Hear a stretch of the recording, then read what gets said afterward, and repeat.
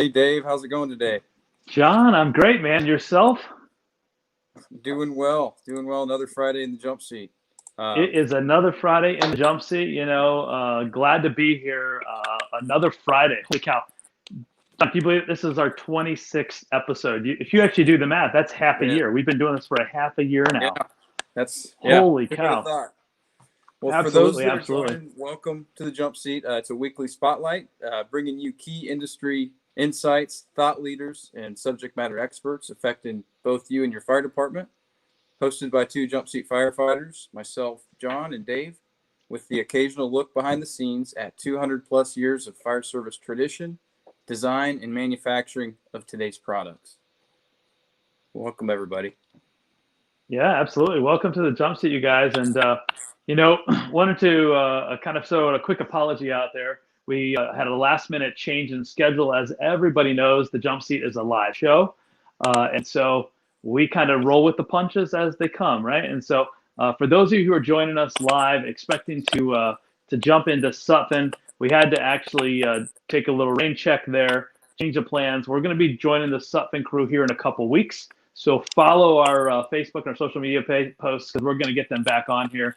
But we had to shift some gears here just because of unforeseen circumstances. So with that being said, we still have a great show. We've got an awesome guest here to talk about a little bit later here in the show today. With Yeah. that, I'm going to jump us kind of into what's happening in the fire service, John. And I know we've got some cool stuff. Mm-hmm. You know, really for all you viewers, John and I took a little bit of a focus, and there's a lot of stuff going on we could talk about in the fire service here. But we kind of want to shift gears because what is October? Fire Fire Prevention Prevention Month. Month, right? Right. And fire prevention is a key piece of what we do as firefighters on our part-time volunteer world for John and myself. But I know for all of you watching as the fire service, you're doing a great job, I'm sure, of educating the community as well. And so, one of the things I wanted to bring forth today was actually some recent news that I thought was pretty impressive. And I know the one I'm going to reference is local to me. It happens to be in Parma, Ohio. But I know it's happening probably in more and more places. But they actually just recognized a young little girl, 8-year-old girl, who had actually a year ago gone through her fire prevention class, similar to what you all are probably doing around the country over the last several weeks, and maybe even in the weeks to come. And so she had actually just recently gone through a fire prevention class and course and went out through one of the trailers and got to see things firsthand. And while her and her older sister were actually at home, her older sister was sleeping, she realized there was actually a fire that had started in their garage. And knowing the things that she had learned, she actually woke her sister up, got her sister and their dog out of the house, went to the neighbors, called 911. And, the good work that we do, the fire department was able to save the house. But unlike most kids that maybe would have seen that, said, what's this smoke? Let me go open the door. She had the knowledge already from fire prevention to not open that door and to not allow that path to spread into the house or even allow the smoke to maybe even take alternate measures. So the city of Parma actually just recognized her with a special award this year and her efforts to really save her sister and her family's property in a major way from the actions, all from an educational session. And so, education is a key piece to IDEX Fire and Safety and what we believe in, what we do. And so, John, I know Yeah. we kind of put some special stuff together to help support support this. So I was why going don't to you put it take it across from here? the bottom here. You can see the ticker. So what we're doing for those that have kiddos or young ones that could utilize some of the materials, we've got a lot of stuff that we have in house, and we'd like to share that to our kiddos as it's October Fire Prevention Month, as we discussed. So for anybody out there listening that would like some swag for the kids, that is in the essence of fire prevention. Just all you need to do is like, comment, and share the post.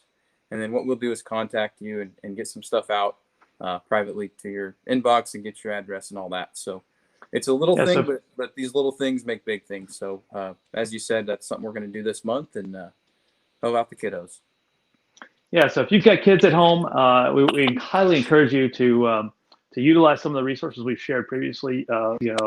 on kitchen safety and preventative measures in the kitchen, you can reference. Geez, I've got a whole mouthful here, John. I can't even get it out today. But there's a whole bunch of reference material at the U.S. Fire Administration as well as NFPA. I particularly am kind of partial to the YouTube Kids, NFPA Kids that they have on the YouTube channel. A lot of great videos, a lot of great educational material. I know, being a firefighter, I think one of the biggest things too is we do a great job of educating everybody else's kids. But John, I mean, you've got a young son at home. Have you started talking fire prevention with him? Not as much as we should.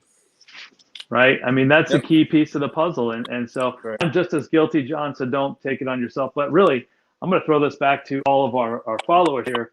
What have you done to actually do fire prevention and fire safety for your own kids? And so ultimately, this goal here today isn't for us to really give you material to go out and share around the community. We want to actually help you educate your own kids. We've got a few little things. We can't give it away to the world, but for those first few that give it, we're going to give it away until we run out. So we're going to try to educate as many people as we can in that process. Asked a comment here. What's included? Thanks for the comment. So we've got some helmets, right? The plastic kids helmets. We've got some stickers and some other things as well that we can put together and get out. So we'll get that out next week. Just contact us, share the post, and we'll get with you for the rest. So, but yeah, I think that was that DP, right? DP, yep. Thank you very much for that. And I apologize if the audio is clicky. By the way, that's not me. I know who that is. John, you're clicking away on the keyboard. We can all hear you. So I'm going to call you out on that. Nope. Hands free. All right. Well, anyway, maybe it is mine. I think hopefully it is, it's not me, but we'll be all right. All right. Yeah. So Dave, I'm going to switch it over here. Let's get the show on the road. Like I said, we had to make a quick change of plans, but that's part of the nature of doing a live event. So what I'd like to do is switch gears and officially bring in our guest. He is a team member of ours. And Dave, I'm going to let you introduce Jimmy. I get to introduce Jimmy, the one and only Jimmy Bruno. So, hey, we mentioned before we had to kind of shift things up a little bit. And one of the key pieces that we really feel privileged about within IDEX is our team members. And we've got some incredible team members. And so we thought we'd take this opportunity and introduce you to one of our newest members, but one that we're really, really excited and glad to have on board. Jimmy, I am not going to give the background story on you because you know what? I think that's a key piece of this entire show. And so I just want to say, Jimmy, welcome to the jump seat, my friend. It's great to see you today. Thanks, guys. Appreciate you having me on here. And my apologies beforehand to those who were looking forward to the stuff and aerial segment as I was. But I'll try and make sure we keep it fun and lively and ready to go for the weekend. Yeah. So Jimmy, tell us a little bit about yourself. Tell us about your background in the fire service and how long you've been with IDEX Fire and Safety. Well, I am a retired New York City fireman. I actually retired as a lieutenant. My career spanned from 1998 to 2011. Prior to that, I was actually a volunteer fireman in my hometown. Joined at 18, just something to do with my buddies. Ended up turning into a career. After the fire service, after my retirement, actually kind of made a jump into a different career field. Got away from the fire service and was a college soccer coach for 8 years. In that travels, just strange bedfellow, and it just turned into me going back into the fire service and selling some ambulances and some small first responder vehicles, and then this opportunity came along to be a regional sales manager. Actually interviewed in April, and thanks to our lovely COVID-19 shutdown, I just recently came on board in the mid-August and representing the New England territory, so covering New York, Connecticut, Massachusetts, Rhode Island, New Hampshire, Vermont, and Maine. And really looking forward to going out and meeting all of my dealers and the fire departments and everything like that in my territory. And Jimmy, real quick, I'm going to put up your territory on the map just so we can see. Hopefully I didn't forget anything. Covered. Does this look correct? That looks great. It looks great. Quite a spread there. We all have pretty large territories, but we also have a lot of dealer partners that help us when we can't be everywhere. So just like myself, you've also got quite a bit of mileage between here, but definitely manageable. So That's great. So Jimmy, one of these key pieces of this puzzle, right, is bringing you onto the team. But we want to get to know more about who the heck is this Jimmy Bruno guy after all, right?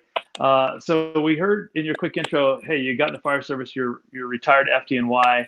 Tell us a little bit about your FDNY experience, and maybe what I want to know is maybe what's one of the most memorable events, maybe it's even Firehouse shenanigans that you were a part of when your days at FDNY.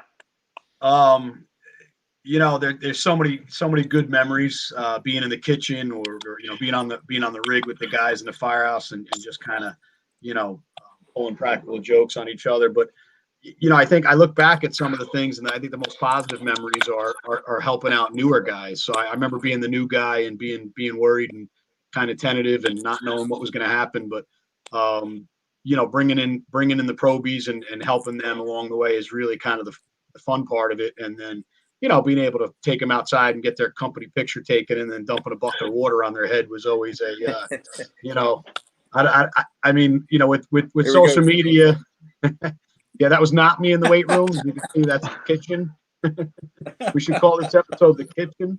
Like to eat, it's always the great place to break bread with the brothers. And, pre-meal prep was always, either, you're laughing and crying or screaming and yelling at each other. So it was a great time. It was always, it's something I miss terribly. But now with this new career, you kind of get a little taste of it, traveling around and sitting in some kitchens sometimes in these firehouses, and it brings back the good memories. You bring up the firehouse and the kitchen, right? And all the stuff that happens in the kitchen, whether it's the sharing of stories, and I always call them, the fishing stories. The fish was this big, and my kids. By the way, so I'm going to jump back to one of our previous guests here, John. We had Jason Patton with Fire Department Chronicles on, and so he is like a superstar to my kids. They love to get on social media and see what Jason's doing next. And one of his videos he had recently was actually a Florida Fire Department, and they were doing the good old Fire Department shenanigans. And the guy was doing the dishes, so he's turning around, grabbing dishes, coming back and washing away, hands it to the next guy, who then passes it completely around. They re-dirty it. And it took him probably 20 dishes, before he realized I should be done with all these dishes. Where are these plates coming from? And catches them, right? Yeah. But my kids think it's the funniest thing in the world. And, you mentioned that initiation. I may have fallen for that one time, by the way. You might have fallen that one. It's a nice moment when you realize what's going on. You kind of, all right, well, yep, okay, let's laugh because, yep, that was dumb. But those are those great moments that you remember, and I know. I can share some of those experiences myself from being a probie, a rookie in my world, as well as, we don't do that anymore at my department at all. Well, maybe a little bit, but maybe not the bucket of water, but we still have fun with some of those new guys. And it's always a great piece of that puzzle. Yeah. Yeah. It's funny too. The kitchen, I think after, September 11th became a place where, I always said like the firehouse doors opened and the people that came in and out of the firehouses that were, not related to the fire service, kind of changed the way people look at firemen and fire departments and the service.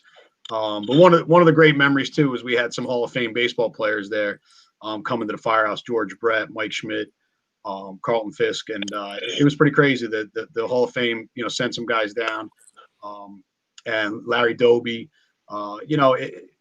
and it was crazy. Like I'm looking at these childhood, heroes of mine, and these guys are coming and saying thanks to us, and it was a pretty crazy moment. So, like I said, in my travels in that job, I met some really great people, whether they were firemen, celebrities, heroes, whatever they were, and hopefully the guys, people are continuing to understand what goes on behind those closed doors, and then out in the street when the guys go out the door.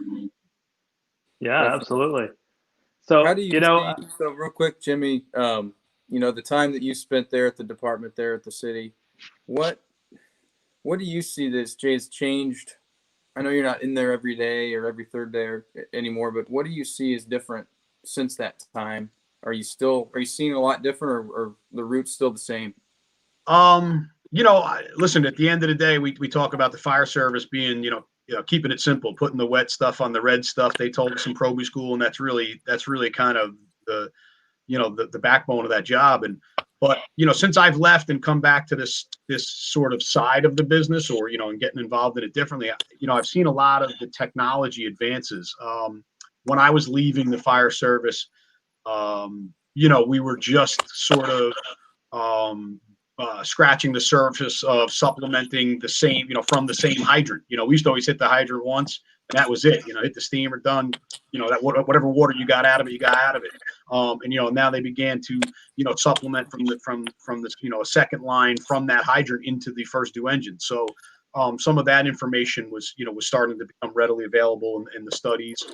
Thermal imaging cameras, to me, have gone from, you might as well have been walking around with a rock in your hand, to these phenomenal tools if they're used correctly. Pump panels, going electric. I remember going to chauffeur school and like praying to God that I never had to do a manual relief valve set with multiple lines, because it was the scariest thing ever. And then they came out with these electric governors and, electric pressure relief valves. And now we've even gotten to this SAM module that, to be honest with you, during my interviews and kind of knowing a little bit about it at the time, I was very, somewhat skeptical of these, I guess I would call it artificial intelligence that was there to supplement, the chauffeur. And after my first demo with that thing, in a rural area in Vermont, I was blown away by it, really, because, being an engine chauffeur, that, guys don't understand that first 2.5 minutes of chaos in your life, trying to get water, out of a hydrant, trying to move the rig around parked cars or dumpsters or delivery trucks or, double parked cars, who knows, broken hydrants.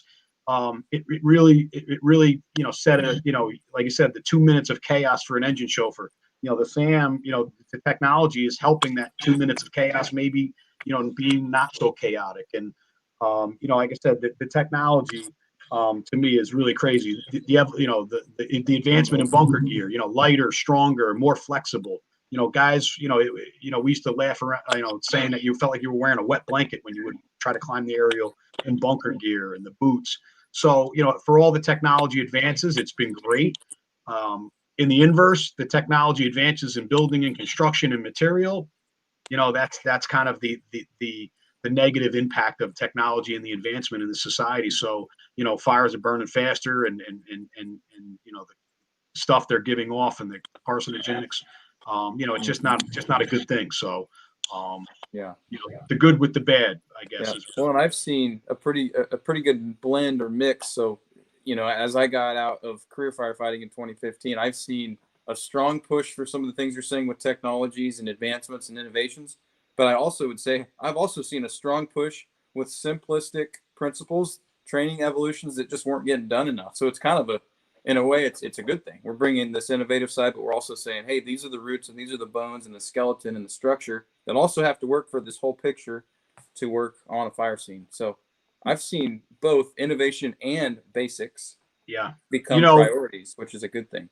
Early in my career, I got hired in 1998. A couple of years prior to that, unfortunately, New York City Fire Department went through a couple of years with some decent amount, unfortunately, line of duty deaths. And the fire department itself, took a look at itself, it looked inside itself and said, hey, what's the problem? So the big issue they figured out was what you just said. We were starting to advance to, doing too many things that weren't the basics. And they actually rolled out a, career, in our department, back to basics. You came in for training and you went back in and you learned, they talked about hose stretches, talked about forcing the door, about venting, when you were supposed to and how, and being in the right position. So yeah, at the end of the day, you still have to put, that line in place and put water on the fire, and how you do it and how fast you do it and how well you do it, dictates how sometimes how positive things go. There's several things you guys actually mentioned there, and I'm gonna jump back to one thing, Jimmy, you brought up, and that was building construction, right? And John, I'm gonna touch back to some conversations we had even in pre-show with Bobby Halton here a couple weeks ago, right? And we looked at some major fires and how they have actually changed the fire service in the last 20 years, kind of starting 9/11 through today. And one of the biggest things that we kind of identified just in sidebar conversation was, what are they doing with wood construction these days? You're seeing 5-6 story hotels that are now completely wood construction, right? And so you think about how that's going to change the dynamic, right? How is that going to change, the fire load, the fire behavior in those type of structures with such a massive amount of a fire load sitting there and on hand? And that to me is actually some of the scariest things. But I think you're right. I think if you can balance the technology, but balance the simplicity of your attacks and of your approaches, in many cases, you can conquer some of those things. And ultimately, our goal is make sure everybody goes home at the end of the day. But it's still a scary piece when you start to consider the changes in building construction and what they're really starting to do today. Absolutely. Definitely. That's a good point. It really is. Hey, so we've talked a lot here about the fire service, a little bit about Jimmy's territory. Jimmy, as you're venturing out into this new world of sales with IDEX Fire and Safety, we talked a little bit about SAM. We got to hear about how awesome that technology is. But what are those one or two things you're like really looking forward to doing here over the coming 12 months per se, as you get a year under your belt? I think one obviously is meeting everybody in my territory, my dealers, and getting on, same page with them. I'm looking forward to getting into the, kind of the breakdown of the hail side of the pumps, things like that. And really, getting to the nuts and bolts of it all, really to kind of learn from the bottom up, like I said, the basic to the complex. I was an engine company chauffeur, but I was not really as I say, like a wrench. I couldn't get inside that pump panel and tear it apart and break things down and fix something. But we had a great shops system in the fire department that would do that. But I think now being on this side, going forward, that's sort of where not my complete focus, but some of the focus I'd like to learn myself, so I can educate my dealers and my dealers can educate me. Yeah, that's a great piece of the puzzle is learning from others around you just as much as from experts within our team. And I think that's a great thing. I think for those who are watching, John and I have referenced that many times throughout the show, that if you want to find something out, ask our dealer network, because we do have some of the best dealers in the country. And from that matter, I've had the privilege of working with some of them throughout the world, which are absolutely phenomenal. And I would encourage you to reach out to them. They can help educate you. They can help get you the right tools to demo and to better understand really all the products we offer with IDEX Fire and Safety. And Jimmy, I think that's a great point, and I'm glad to see you're looking forward to that as well. So one thing that I really enjoy too, just a side note here, is because we have a very wide and comprehensive product offering. Right? We're talking water flow. Well, that's a lot of different things. That's a lot of different pieces. That's a lot of different solutions. The nice part is, people like Jimmy and myself, when we're out in the field and we run into something, a lot of times we may know exactly what's going on, but when we don't, the nice part is I have a phone book full of engineers, product managers, people that specialize in each part of this business, and it's amazing being able to, usually within a few minutes, have exactly what they need, versus out there on your own, you have no idea. So we have a good team to your point, and it's good to have you on board, Jimmy, and it's going to be an exciting time. The next couple of years, I think we'll continue to see the innovative side really be adopted in what we're doing. And also back to the basics, we can't forgo those either. Hydraulics, all those things that also still matter just like they did before. I told my father and my wife that I was more like a regional advocate than a sales manager, I advocate for obviously the IDEX portfolio that we represent, and then in the intern, I'm advocating for my dealers and figuring out how to help them and better serve them in their business, ventures, and they're obviously moving forward for them. So, I'm like I said, I'm here to help and solve problems and hopefully not create any. So Jimmy, outside of work, right? Let's take a kind of a different approach here. Outside of work, what do you do now? And the other piece, let's forget about COVID, right? So in a normal statement of the world, what do you do for fun? What are those things you like to do that keep you busy? Well, as you know, I said I used to be a college soccer coach. So I still love to watch that game. I love the golf. Of course, I don't get out as much as I would like to. My family is a big thing. My little guy plays a pretty high level competitive lacrosse. So, I travel a lot with him. My daughter makes me do home projects quite frequently. So, it's, as much as I can, spend time with the family and doing whatever. And actually just recently my buddies and I have been, we've been going out and putting the handguns to use and just having some fun with that. And, just whatever comes along, but my Saturday mornings, I like to get up and watch the Premier League, but lacrosse has been getting in the way of that a little bit lately. So I get to see the highlights afterwards. It's amazing how those kids take precedence, right? So yeah, I totally understand. They're like ATM that. cards. I got to work. They're always sticking their hand in my pocket. Oh yeah. I don't have to worry about that yet. My day's coming, I'm sure. Oh, believe me, you have no idea, my friend. I got one in college and one in middle school, so yep. The money's just flowing out. That's great. Well, Jimmy, go ahead, John. No, we're saying the same thing. Jimmy, I'm so glad that you're on board, and I look forward to working with you and learning and just serving our customers. We are headed into it. Obviously has been an interesting year this year, and I know next year is probably going to have its own unique challenges at times. And I think the best thing to do is be a team. And for everybody out there, don't hesitate to reach out to Jim. I'm put his email up. Here's Jimmy's email. He's available. He's quick to respond. I've tested it, and it's just it'll be good to get out and continue seeing people face to face. That's really helpful, right, in our business, and we look forward to doing it. I know Jimmy does as well. Absolutely. Well, Jimmy, welcome, and thanks for joining us in the jump seat today. We're glad to have you here on the team and here with John and I on the show today. So it's been a real pleasure to have you here and get to know you a little bit more and really open you up to our fan base and to really those customers of IDEX Fire and Safety. So for all of you watching, if you're up in the New England area, reach out to Jimmy. He's there to help and support you guys in any way possible.